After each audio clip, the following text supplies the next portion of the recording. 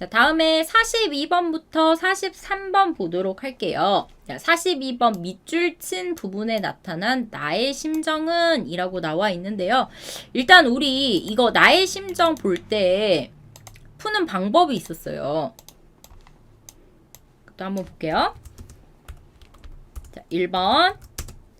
먼저 누가 나오는지 인물을 확인해라 라는 거죠. 일단 여기서 문제에서 나의 심정이라고 나와 있기 때문에 내가 나온다 라는 거 확인할 수 있고요. 또 글 위에서 할머니 나와 있기 때문에 나 그리고 할머니가 나오는구나 라는 거 생각할 수 있죠. 두 번째는 자, 어떤 일이 있는지 상황, 일이라고도 해요. 이 상황을 확인해라 라는 겁니다. 자, 여기서 상황 보면 이런 말 있죠. 할머니가 어떻게 됐어요? 자, 변했다 라는 말이 있습니다. 외계인으로 변했대요. 외계인 에일리언이라는 뜻인데요. 그 지구 밖의 사람을 외계인이라고 하죠. 자, 그런데 자, 할머니 외계인으로 변했다. 무슨 말인지는 모르겠지만 일단 변했고요. 자, 그래서 어떻게 돼요? 우리 가족이 지쳐갔어요. 힘들다라는 말이죠. 자, 일단 할머니가 변했다라고 나와 있는데 이 다음 부분에 보면 외계인으로 변하기 전, 치매에 걸리기 전이라고 나와 있습니다. 그럼 여기서 외계인이라는 표현은 뭐냐면 할머니가 치매에 걸리신 상황을 외계인이라고 표현하는구나 라는 것 알 수 있죠. 그럼 이거 알 수 있어요. 할머니가 치매에 걸리셔서 치매 환자가 되셔서 상황 우리 가족은 지치고 힘들다 라고 볼 수 있죠. 자, 이 중략 이전까지 이 내용은 다 할머니 치매에 걸리기 전에 어떤 분이셨는지 과거 이야기가 나와 있습니다. 뭐 기억 속에서 점잖고 다정하신 따뜻한 분이셨나 봐요. 할머니와 함께 살았는데 나는 뭐 나를 감싸준 것은 할머니뿐이었대요. 할머니만 나를 따뜻하게 대해주신 거죠. 뭐 할머니를 사랑했다 말도 있고요. 또 잠들기 전에 할머니가 언제나 이야기도 막 이렇게 들려주셨대요. 정말 할머니 좋으신 분이었어요. 시간이 흘러서 나는 수험생이 되었다라고 나와 있습니다. 자, 그럼 상황 어떻게 되는지 볼게요. 상황. 자, 이제 할머니가 치매에 걸리셔서 우리 가족 힘들었는데, 자, 내가 수험생일 때, 보니까 밤늦게까지 독서실에서 공부하고 집으로 돌아왔어요. 진짜 열심히 공부하고 있는 상황이죠. 자, 그런데 그 밑에 보면 뭐라고 나와 있어요? 나는 주저앉고 말았다. 주저앉았다라는 것은 그대로 바닥에 앉았다. 이런 의미가 되는데요. 보통 주저앉는 상황이 어떤 상황이냐면 깜짝 놀랐을 때 아니면 절망했을 때 상황이 너무 안 좋아서 절망하거나 아니면 깜짝 놀랐을 때 이럴 때 주저앉다라는 그런 표현을 사용하죠. 이유가 뒤에 나와 있죠? 외계인이 할머니가 침대 위에 올라가서 생물 교과서 내가 공부하는 책을 막 찍고 있었어요. 그럼 이거네요. 내가 수험생인데 내가 너무 열심히 공부해요. 자, 그런데 할머니가 내 책을 찢었다. 이런 상황이 된 거죠. 뒤에 보면 나는 집 밖으로 나갔고요. 눈물을 흘렸어요. 자, 그럼 여기서 내가 주저앉았을 때 내 심리는 어떤 심리가 있을까요? 내 기분. 내가 열심히 공부하고 있는데 내 책을 찢어버렸어요. 그러면 그 할머니에 대한 내 마음은 어떨까요? 상상이 안 되면 이렇게 생각하면 될 것 같아요. 여러분들이 저와 열심히 공부하고 있잖아요. 컴퓨터로 공부하고 있어요. 열심히 공부해요. 90회 시험을 봐야 되니까 열심히 공부하는데 어느 날 동생이 집에 있는 가족 중 한 명이 컴퓨터를 고장냈어요. 그래서 공부를 할 수 없게 돼버렸어요. 그럼 여러분들 기분 어때요? 기분이 어때요? 당연히 화가 나고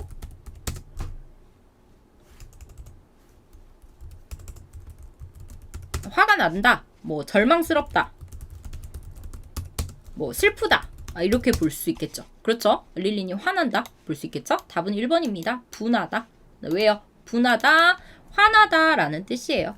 분하다, 화나다 라는 뜻이 됩니다. 똑같은 의미로 화나다, 분하다 대신에 분노하다 라는 단어도 똑같은 의미고요. 분노하다, 또 성나다, 성내다 이것도 화나다 라는 뜻이에요. 또 어떤 것도 있어요?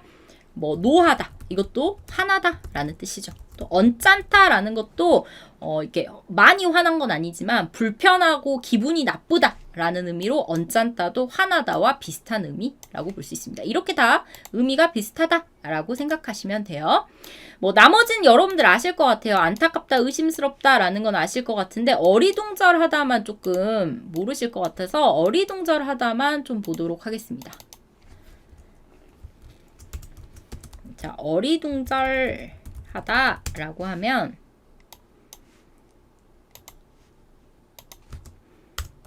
자, 어리둥절하다는요. 내가 어떤 상황인지 잘 몰라요. 무슨 일이 있었는지 잘 몰라서. 그러니까 상황이나 또는 무슨 일이 있었는지 잘 몰라서 당황하다, 당황스럽다 라는 뜻이 있습니다.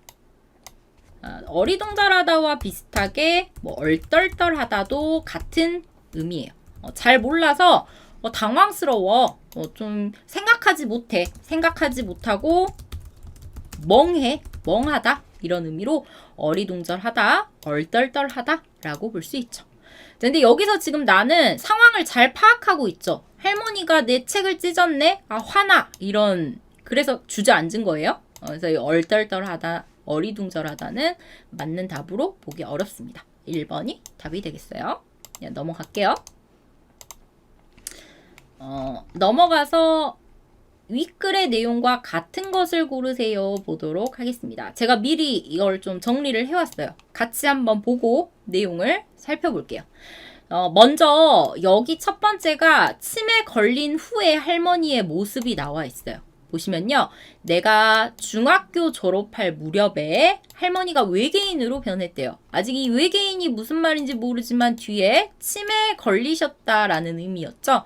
외계인으로 변했어요. 이 외계인은 이런 특징이 있어요. 첫 번째, 대소변을 가리지 못해요. 여기서 대소변을 가리지 못한다는 것은 화장실을 가지 못한다라는 의미예요. 그러니까 아무 곳에서나 대변이나 소변을 본다 이런 뜻이죠. 아무 데서나 오줌 싸고 장소를 가리지 않고 화장실처럼 이용한다 이런 의미가 있죠. 그러면 가족들이 막 치워야겠죠. 이렇게 씻기기도 해야 되고 더럽혀진 곳도 이렇게 정리를 해야 돼요. 모두가 잠든 새벽에 시도 때도 없이 일어나 집안을 쑥대밭으로 만들기 일쑤였다. 자주 이렇게 행동하셨나 봐요. 쑥대밭이라는 표현 비유적인 표현인데 우리 전에 공부했었죠. 그 신문기사 제목 찾기 했을 때 쑥대밭 무슨 뜻이었어요? 엉망으로 만들다, 어지럽히다 라는 뜻이었습니다. 쑥대밭 비유적인 의미로 매우 어지럽고 망가진 상황, 망한 상태 이런 의미가 됐었죠. 자, 계속 보면요. 온종일 가족들 꽁무니를 쫓아다니며 꽁무니 뒤 이런 뜻이에요. 우리 몸에서 그 뒷부분, 이 뒷부분을 쫓아다니며 놀아달라고 칭얼거렸어요. 칭얼거리다, 조르다 라고 생각하시면 됩니다. 조르다. 어떤 행동을 해달라고 계속해서 귀찮게 하는 것을 칭얼거리다, 칭얼대다 라고 합니다. 자, 이런 낯선 외계인 때문에 우리 가족은 점점 지쳐갔다라고 말하고 있죠. 할머니가 이렇게 좀 안 좋은 모습을 많이 보이셨네요. 집안도 어지럽히고 아무 데서나 똥이나 오줌을 싸시고 또 가족들 놀아달라고 자꾸 귀찮게 하는 그런 모습이 있죠. 자, 두 번째 여기까지는 치매 걸리기 전 할머니의 모습이 나와 있어요. 보면요. 할머니 외계인이 되기 전, 치매 걸리기 전까지 기억 속에서 누구보다 점잖고 다정하신 분이었대요. 점잖다 무슨 뜻이에요? 사람이 어른스럽고 그 다음에 고상하다. 어른스럽고 되게 멋있다 이런 뜻입니다. 점잖고 다정하셨어요. 따뜻하게 대해주신 거죠. 어릴 적부터 할머니와 살았는데 맞벌이하는 부모님 때문에 항상 혼자였대요. 나 외로웠는데 나를 감싸준 건 할머니뿐이었어요. 그래서 나는 할머니 구수한 청국장 냄새, 할머니가 만드신 음식, 할머니가 웃으실 때 눈가에 잡히는 주름, 할머니의 모습이죠. 할머니의 나긋나긋한 소리를 사랑했다 라고 나와 있습니다. 자, 여기서 나긋나긋하다라는 것은 부드럽다, 뭐 상냥하다, 착하다 이런 뜻이 있습니다. 자, 할머니는 나긋나긋한 목소리로 내가 잠들기 전까지 이야기를 들려주셨다 라고 말하고 있죠. 자, 나는 할머니의 포근한, 따뜻한, 이게 생각하시면 돼요. 자, 따뜻한 품에 안겨 할머니가 들려주시는 무궁무진한 이야기 속에 빠져들곤 했다. 무궁무진 무슨 뜻이에요? 끝이 없는 이런 뜻이 있습니다. 무궁무진하다, 끝이 없다. 뒤에 상황이 바뀌었죠? 자, 시간이 흘러서 치매에 걸린 할머니 그리고 내가 좀 시간이 바뀌었어요. 언제요? 중학교 졸업할 무렵이었는데 이제 수험생이 된 거죠. 고3이 된 거예요. 고등학교 3학년. 수험생이 되었다. 자, 나는 밤늦게까지 독서실에서 공부하고 집으로 돌아왔어요. 열심히 공부한 거죠. 자, 방문을 여는 순간 자리에 주저앉았어요. 아까 말한 것처럼 뭐 절망적이거나 힘든 상황, 이런 상황에서 주저앉다라는 표현, 행동을 한다고 했었죠. 외계인이 내 침대 위에서 생물 교과서로 수제비를 만들듯이 이것도 비유적인 표현입니다. 수제비 만드는 것과 같이 비슷한 행동처럼 교과서를 찍고 있었다라는 말이 되는 거죠. 요양원으로 가버렸으면 좋겠어. 나는 그대로 집 밖으로 뛰쳐나갔다. 요양원은요, 이렇게 몸이 아프시거나 나이 드신 분이 가서 그 의료, 전문적인 치료를 받거나 돌아가시기 전까지 돌봄을 받는 곳이에요. 가족 대신에 이런 분들을 돌봐주는 곳을 요양원이라고 합니다. 제발 엄마가 내 말을 듣고 저 외계인을 UFO, 이거 UFO죠? 한글로 써져 있지만 이겁니다. 미확인 비행물체. UFO로 보내버렸으면 하는 바람에 울컥 터져나와 눈물이 되어 흘러내렸다. 마지막에 뭐 울고 있는 거죠. 너무 분하고 힘들고 서럽고 이런 것 때문에. 자, 단어 보면 쑥대밭 하나 정리했었는데 뭐 혹시 쭉 본 것 중에 이해 안 되는 거 있으신가요? 자, 여기서 수제비라는 것은 한국 음식 중에 하나인데 밀가루 반죽을 이렇게 찢어가지고 만드는 음식을 수제비라고 해요. 이 쭉쭉은 뭐 이렇게 길게 찢는 그 모습을 쭉쭉이라고 하는 거죠. 그냥 넘어갈게요. 아, 맞다. 문제 안 풀었네요. 문제 안 풀었는데 이 위에 제가 표시해놨기 때문에 여러분들 확인할 수 있겠죠? 3번 정리정돈하는 습관 버리지 못했다라고 했는데 쑥대밭으로 엉망으로 만드셨기 때문에 치매 걸린 후에 깨끗하게 정리하는 습관 버리지 못했다. 틀렸고요. 치매 걸리기 전부터 갈등 많았다. 근데 치매 걸리기 전 보면 나는 할머니를 사랑했어요. 할머니는 나를 잘 돌봐주셨어요. 갈등 많았다. 틀렸고요. 자, 할머니가 치매에 걸려서 아이 같은 행동을 해도 우리 가족 화목했다. 우리 가족은 뭐 불편함 없이 친밀하게 지냈다라는 건데 이거 점점 지쳐갔다라는 말 있죠? 화목했다 틀렸습니다. 마지막 4번 부모님 모두 일을 하셨기 때문에 시간이 많지 않았다. 여기 있어요. 맞벌이하는 부모님 때문에 항상 혼자였다. 나와 시간을 보내지 않으셨다. 볼 수 있겠죠. 점잖다 아까 정리하긴 했는데 말로 점잖다.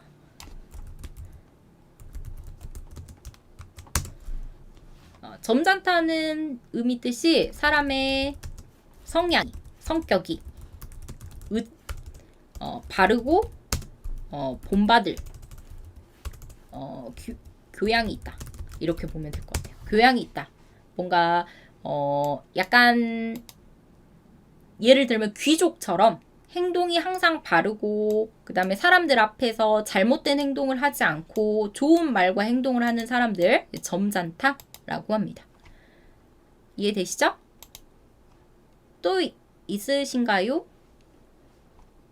뭐 이 본 것 중에 조금 같이 볼 만한 건 뭐 무궁무진, 그러니까 끝이 없다 라고 계속된다 라고 말씀드렸는데 비슷하게 무진장, 이것도 무궁무진, 끝이 없다 같은 의미예요.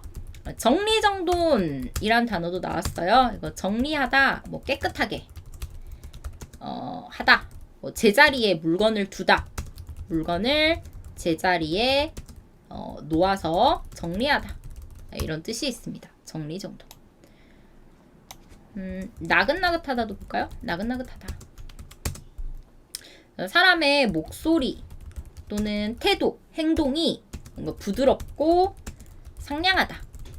결정하다라는 것은 따뜻하게 행동해준다라는 거죠. 부드럽고 따뜻하게 따뜻하다. 이렇게 보시면 될 것 같아요. 따뜻하다. 나머지는 넘어갈게요. 아, 여기 정리할 단어를 제가 표시해 왔었는데 그냥 넘어가도 되겠죠? 아까 봤으니까. 자, 다음에 44번, 45번 넘어가도록 하겠습니다. 자, 괄호 안에 들어갈 말 가장 알맞은 거 나와 있는데 위에서 이미 괄호 안에 들어갈 말 찾았었죠. 그래서 이 괄호 안에 들어갈 이 문장 보면요. 이런 말이 있어요. 네, 향신료 확보해서 권력과 부를 누리고자 하는 욕망, 욕심은 도전을 부추기며 이런 계기, 이유, 원인이 됐다는 거죠. 도전을 부추겨서 이렇게 되는 원인이 되었다 라는 거고요.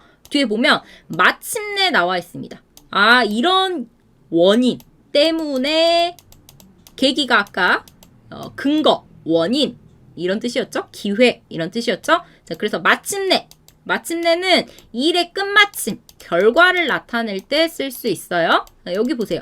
대서양을 돌아서 바닷길을 통해 인도까지 가는 방법을 찾게 되었어요.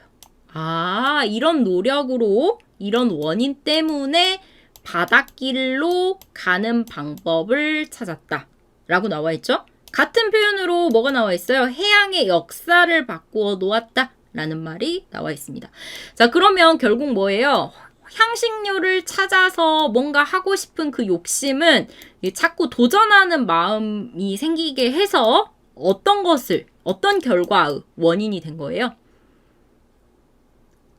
배로 움직이는 길을 찾는, 이 바닷길을 찾는 방법을 찾게 되는 이 계기가 된 거죠. 관련된 답은 3번이 됩니다. 지리항해. 항해는 배로 움직이는 것을 항해라고 하죠. 배로 움직이는 것을 시작하는 계기가 되었고 그 결과 바닷길을 통해서 인도 가는 방법을 찾았다. 3번이 답이 되겠어요. 이해되시나요? 자, 내용을 조금 자세히 한번 같이 한번 볼게요.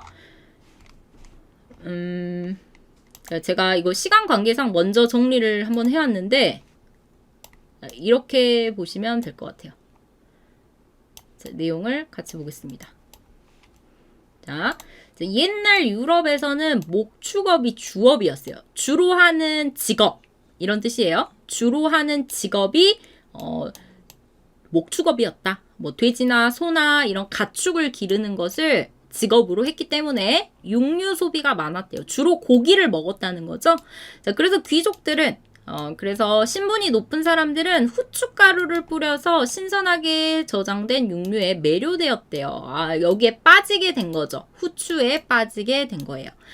계속 보면요. 유럽 음식은 향신료가 맛을 좌우하는데 좌우하다 앞에 나와 있었어요. 결정하다라는 뜻이었죠. 향신료는 뭐예요? 후추처럼 매운맛 또는 뭔가 향기 이런 걸 더해주는 걸 향신료라고 합니다. 뭐 후추, 카레, 고추 이런 것들 다 향신료죠. 좌우하는데 단지 맛을 내는 역할을 하기보다는 이런 효과가 있었다라고 믿었대요. 감기, 전염병 예방. 그러니까 이 후추가 약간 매운 냄새가 있기 때문에 먹으면 좀 몸이 따뜻해지잖아요. 그래서 아마 이런 병을 예방하는 데 도움이 된다라고 생각한 것 같아요. 이러한 향신료 뭐예요? 유럽 귀족들이 좋아하는 이런 향신료는 유럽인들에게 큰 관심을 불러일으키며 열광의 대상이 되었다라고 나와 있습니다. 인기가 많았다. 유럽에서 라는 말이 되죠. 자, 그러나 유럽의 가장자리에 위치한 포르투갈, 스페인 같은 작은 변방 국가들. 변방은 중심이 아니라 주변에 있는, 주변이라는 뜻이에요. 주변에 있는 국가들은 이 향신료 구하는 것이 너무 어려웠대요. 그래서 향신료를 구해서 권력과 부를 누리고자 하는 욕망이 도전을 부추겨서 지리항해에 대한 연구를 시작하는 그 이유가 됐다는 거죠. 기회가 됐다는 거죠. 자, 그리고 어떻게 됐어요? 진짜 방법을 찾았죠. 인도까지 가는. 인도에서 이 후추를 구해오니까 두 나라의 열정적인 노력과 투자, 그러니까 바닷길을 찾으려는 이 노력과 투자로 해양의 역사가 바뀌었으며 또 해양에서 불을 창출해서 지금의 유럽이 만들어졌다 라고 나와 있습니다. 자, 여기까지 이 위의 내용은 유럽에서 왜 바닷길, 항해를 시작했는지 그 이유가 나와 있어요. 사람들이 후추를 너무 좋아하니까 후추가 비싸지고 그러면 후추를 많이 가지고 있는 게 부자가 될 수 있고 힘도 세질 수 있는 그 기회가 되는 거죠. 그래서 후추를 얻기 힘든 국가들, 후추 구하기 힘든 국가들은 후추를 구할 수 있는 새로운 나라와 땅을 찾게 된 거예요. 새로운 땅을 찾아 다니게 되었다. 이게 이유가 된 거죠.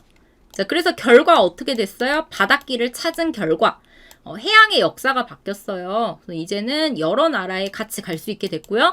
또 부를 쌓게 됐어요. 지금의 힘 있는 유럽이 만들어졌다라고 나와 있죠. 내용은 이해되시죠? 특별히 어려운 표현은 없는 것 같습니다. 이런 것을 우리 뭐라고 하냐면 뭐 게임에도 많이 나와 있지만 대항해의 시대라고 합니다.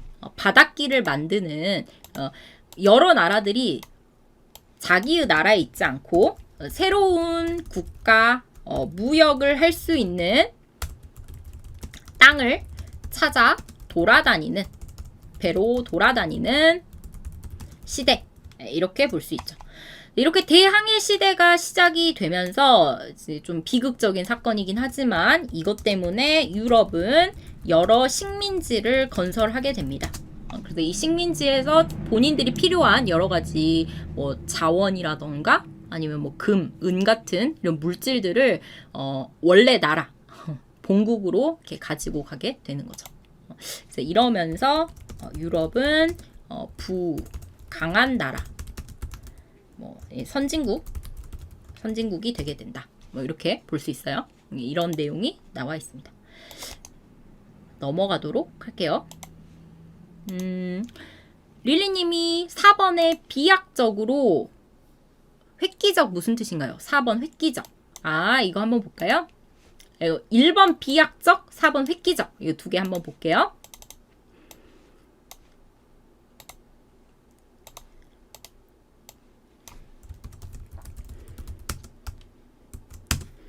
자, 여기서 비약적이라는 것은요, 갑자기 크게 성장하거나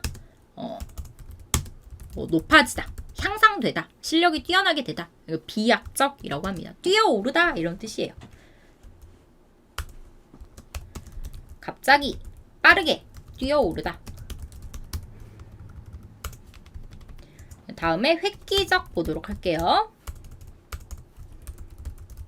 획기적이라는 것은 전에 없던 것을 새로 만들었는데 새로 만든 것이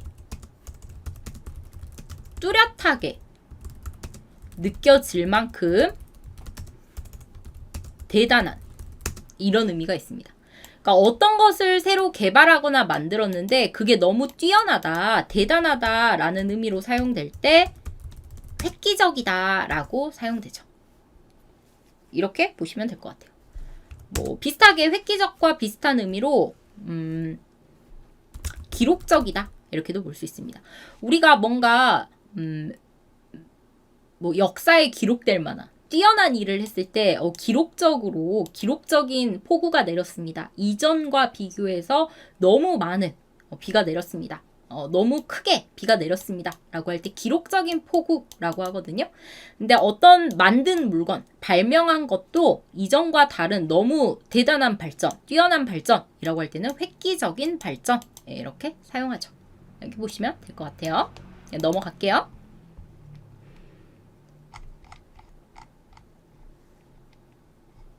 자, 다음에 45번은 윗글의 주제로 가장 알맞은 것을 찾으세요 라는 건데요. 이것도 보면 중간에 그러나 접속사 있죠? 뒤에 그리고 마침내 결과에 대해서 말하는 접속사 있습니다. 그러므로, 따라서, 즉, 뭐 이런 똑같은 역할을 하는 거죠. 그러면 주제는 이 뒷부분에 있어요. 마침내 대서양을 돌아 바닷길을 통해서 인도까지 가는 방법을 찾게 됐고요. 이것 때문에 해양의 역사가 바뀌었고 해양에서 부를 만들어서 지금의 유럽이 되었다라는 게 내용이 되겠죠. 이 부분이 전체 주제가 돼요. 그럼 뭐예요? 결국 이 향신료를 구하기 위한 도전이 새로운 바닷길, 해양의 역사, 지금의 유럽, 강한 유럽을 만들었다라는 내용이 되기 때문에 답은 4번이 되겠죠. 향신료 때문에 해양, 유럽의 역사가 달라졌다. 이렇게 볼 수 있습니다. 나머지 의학 발전과 관련 없었고요. 2번은 식문화라는 것도 내용이 맞지 않죠. 3번 인간의 욕망으로 항해 학문이 전파된 게 아니라 항해가 새롭게 이 방법을 찾게 된 거죠. 항해의 방법, 항해의 역사가 시작되었다라고 볼 수 있습니다. 답은 4번이라고 볼 수 있어요. 제가 어려운 단어로 이 정도 정리해 왔는데 이거 좀 보면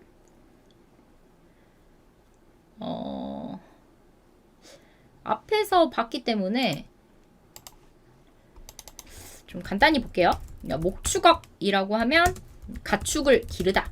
기르는 일. 이걸 목축업이라고 하고요. 소나 돼지, 양, 말 이런 거 기르는 거. 그다음 매료되다. 매료되다라고 하면 어떤 것에 빠지다, 유혹되다 라고 생각하시면 됩니다. 어떤 것이 너무 좋아서 거기에 유혹된 상태, 빠진 상태, 매료되다 이렇게 볼 수 있어요. 다음에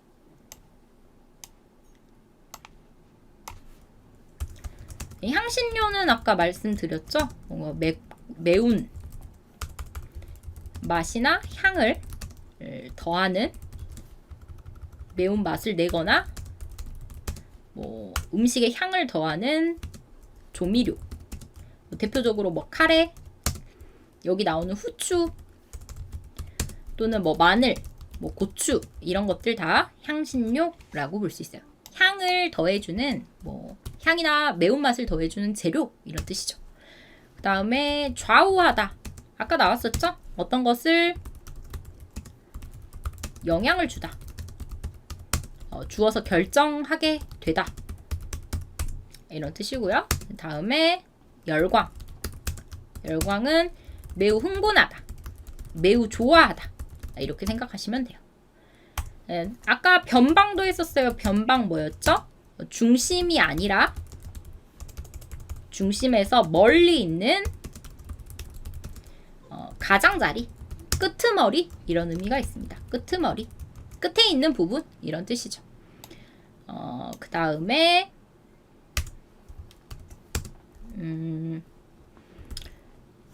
확보하다 볼까요? 확보하다. 어떤 것을 충분히 가지고 있다. 또는 충분히 가질 수 있는 방법을 마련하다. 이런 의미가 됩니다. 확보하다.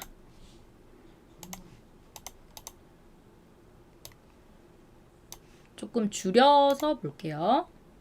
글자가 좀 크네요.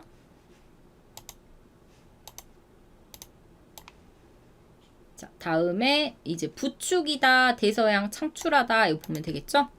부축이다. 부축이다 전에도 했었는데 다른 사람에게 어떤 행동을 하게 만들다라는 의미가 있었어요. 어떤 행동을 해 라고 옆에서 자꾸 꽃이다 이런 똑같은 뜻이었죠. 꽃이다, 하게 만들다 이런 뜻이었습니다. 자, 다음에 대서양은 큰 바다의 한 종류예요. 주로 유럽에서 미국, 아메리카 대륙 그 사이에 있는 큰 바다. 이거를 대서양이라고 합니다. 다음에 창출하다 볼게요. 창출하다 무슨 뜻이에요? 전에 없었던 것, 전에 없던 생각, 아이디어나 물건 같은 것들, 이런 것들을 만들다, 생각해내다 이런 뜻이 있습니다. 이 정도 여러분들이 다시 한번 공부하실 때 정리하시면 될 것 같아요. 이렇게 내용을 정리할 수 있겠습니다. 넘어갈게요. 좀 늦어지긴 했지만 이거 연결된 것도 한번 보도록 하겠습니다. 방금 본 그 바닷길 항해와 관련한 문제가 83회 읽기 시험에서 이미 시험에 한번 나왔었죠. 이런 겁니다. 서양 역사에서 위대한 발견의 시대라고 해서 여기 보면 금이나 향신료를 얻기 위해서 콜럼버스 이야기도 나와 있고요. 뭘 했어요? 대륙을 발견했다. 그러다 보니까 뭐가 발견했죠? 바다를 발견했다라는 내용. 우리 방금 본 내용과 비슷하죠. 또 이걸 통해서 대서양 똑같이 대서양 나왔고요. 왕복할 수 있는 경로 바닷길 마련했고요. 그것 때문에 어떤 일이 생겼어요. 우리 그래서는 유럽이 강해졌다, 부유해졌다. 이런 말이 나왔었는데 이런 효과도 있습니다. 전 세계가 하나로 연결되었고 그 다음에 뭐 여러 가지를 교환할 수 있는 그 기회가 되었다. 무역할 수 있는 기회가 되었다. 이런 문제도 나왔었죠. 이게 이미 시험에 나온 주제와 유사하기 때문에 여러분들이 이런 내용들은 좀 확실히 알아두시면 앞으로 토픽 시험을 보시는데 좀 더 도움이 되실 것 같아요. 또 이 해양 역사, 이 바닷길 발견과 관련된 주요한 사람 중에 한 명이 콜럼버스이기 때문에 이 콜럼버스도 잘 기억하시면 좋겠죠.